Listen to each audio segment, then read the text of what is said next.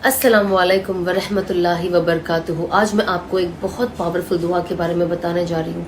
हस्बी अल्लाहु ला इलाहा इल्लाहु अलैहि तवक्कलतु व हुवा रब्बुल अर्शिल अज़ीम।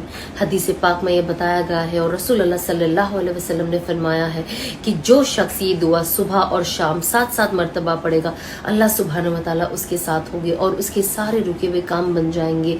जो भी हमारे जो काम होते हैं हमारे, हम उम्मीद करते कि अल्लाह इसे बना दे या इस परेशानी से हमें निकाल दे। जो भी प्रॉब्लम है अल्लाह सुब्हानहू व तआला इस दुआ के जरिए उसे पूरा करेंगे। बहुत पावरफुल दुआ है। मैंने बहुत उलमाओं से ये दुआ सुनी है और मैं अपनी ज़िंदगी में भी इसे शामिल कर चुकी हूँ, तो मैंने सोचा आप भी इसे शामिल कर ले।